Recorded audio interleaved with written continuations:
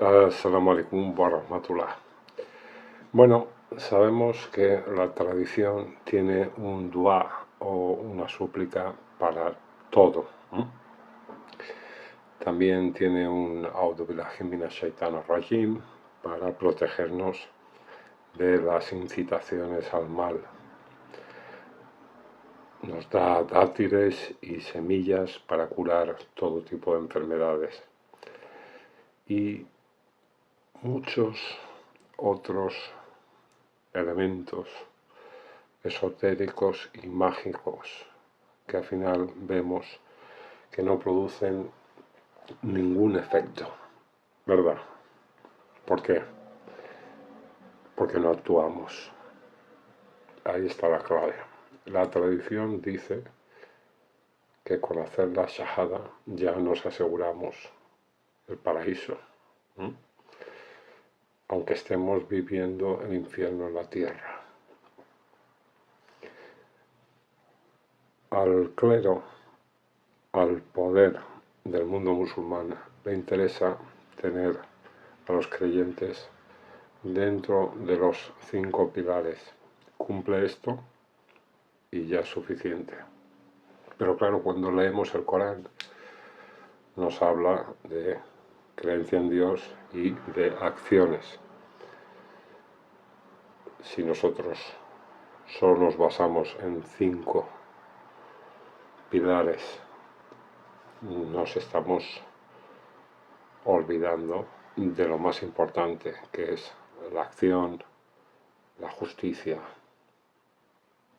la misericordia con el prójimo. Todos esos principios que tanto clérigos como poderosos rechazan porque los ponen en evidencia, y el propio texto coránico va en contra de aquello que ellos dicen y hacen. Por eso prefieren mantenernos distraídos en 5 pilares.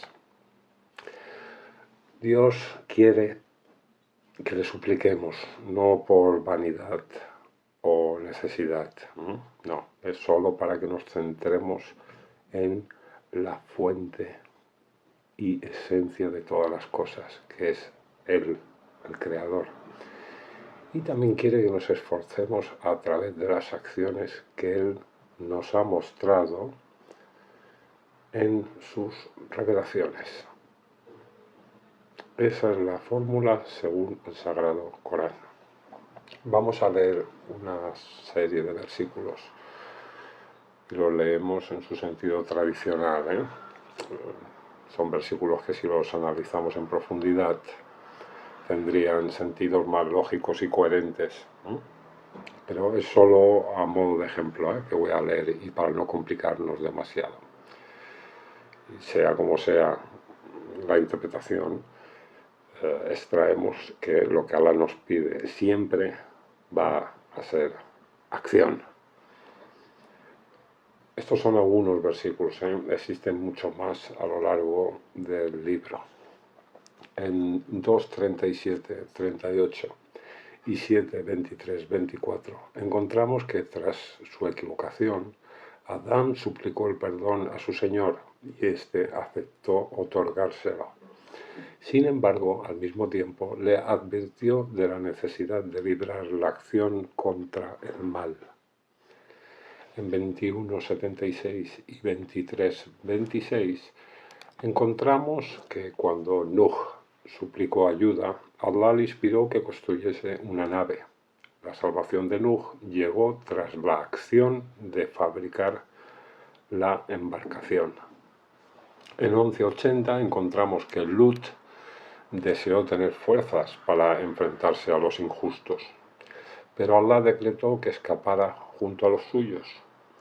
La justa retribución no se desató sobre el pueblo de Lot hasta que éste hizo la acción de abandonar aquel lugar. En 28:23 podemos comprobar que Musa hizo la acción de ayudar a las mujeres sin esperar nada a cambio. Después, cuando rogó a su Señor, le fue concedido un refugio seguro. En 260 y 760 encontramos que los hijos de Israel pidieron de beber a Musa y Allah respondió a su petición haciéndole golpear la piedra para que brotasen manantiales. Después de esta acción apareció el beneficio.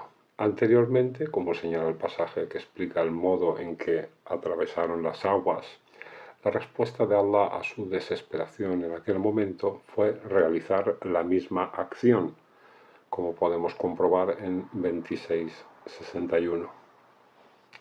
En 10:85 se nos dice que los hijos de Israel y Musa hicieron una petición y que Allah se la concedió al tiempo que les advirtió que realizasen la acción correcta y que se apartaran de la ignorancia. En 8:9 podemos ver que cuando los creyentes pidieron auxilio a su Señor durante la batalla, Allah les envió su ayuda, pero les instó a que tuviesen firmeza y cumpliesen la acción. En 2:250 vemos que el ejército de Daud rogó a su Señor cuando se encontraba con Yalut y sus huestes. Se trata aquí de una súplica en plena acción. Finalmente acabaron con el enemigo. En 2:260, cuando Ibrahim suplicó a su Señor una prueba, Allah le contestó con una orden, la cual implicaba que para satisfacer su deseo necesitaba llevar a cabo una acción. En su sabiduría, Ibrahim incluyó un espacio para la acción dentro de la súplica que realizó para su gente, sabedor de que Allah siempre la exige, como podemos comprobar en 14:35. En 3:41 vemos que a Zacarías se le concede la súplica, pero se le manda guardar silencio y ceñirse a una acción.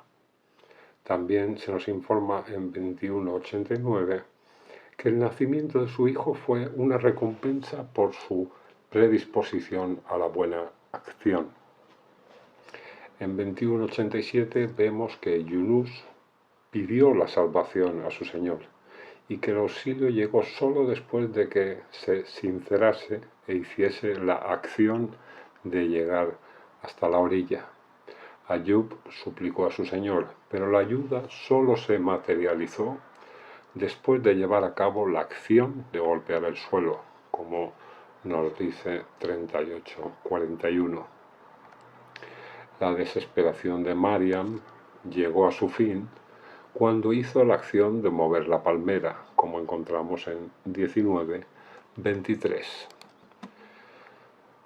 Así pues, cuando supliquemos la misericordia y protección de Allah, debemos saber que nuestro Señor tiene en cuenta nuestra acción, como leemos en 3:191.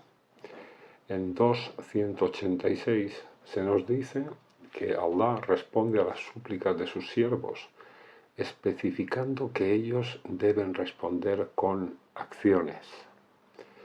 El Corán ha dejado muy claro que el beneficio es para quienes creen y llevan a cabo la acción, como aparece en 42:26, y que la misericordia está cerca de quienes hacen el bien a los demás, como leemos en 7:55. Todas las criaturas suplican cuando les llega un mal, nos dice 16:53. Pero solo quienes adoran a Allah, según las enseñanzas del libro, obtienen la auténtica felicidad, como podemos leer en 40:60 y 42:25. Todo lo citado debemos percibirlo desde la perspectiva de lo que llamamos nuestro libre albedrío. Desde otra perspectiva más elevada, de la cual el Corán nos habla todo el tiempo, que sería la de la predestinación. Desde ahí debemos entender que el plan de Allah está por encima del nuestro, siempre, y que Él siempre quiere beneficiarnos, siempre nos quiere dar su favor, que ese es el sentido básico de su atributo principal, el de misericordioso. Una perspectiva se mezcla con la otra a lo largo del libro. Predestinación, libre albedrío, son las dos en uno. Es por eso que debemos entender por qué Jacob sabía que el plan de Allah está por encima de cualquier súplica, pero aún así advirtió a sus hijos, como leemos en 12:67. También debemos comprender que para que Yusuf pudiese acceder a la corte real, Allah le tuvo que encerrar en prisión cuando él solo suplicó ser liberado del deseo, como aparece en 12:33. Una reflexión final. En el pasaje en el que Eisa pidió la prueba definitiva para sus seguidores, Allah se la otorgó advirtiéndoles que, después de tan clara evidencia, quienes mostrasen rechazo sufrirían consecuencias inimaginables. Esto lo encontramos en 5:112. Entonces, nos tenemos que hacer la pregunta. Los creyentes de hoy día, que tenemos la mayor de las evidencias, que es el Sagrado Corán, ¿qué se supone que debemos esperar al no cumplir con sus preceptos o al cambiar el mensaje de Allah por otras fuentes y libros inventados por el hombre? El desastre que vemos en el mundo musulmán no es una profecía, como nos quiere hacer creer la tradición, no. Es la justa retribución que nos merecemos. Ciertamente, solo Dios y nuestras acciones basadas en la revelación pueden cambiar nuestro destino. ¿Vale? Venga, un fuerte abrazo y assalamu alaikum warahmatullah.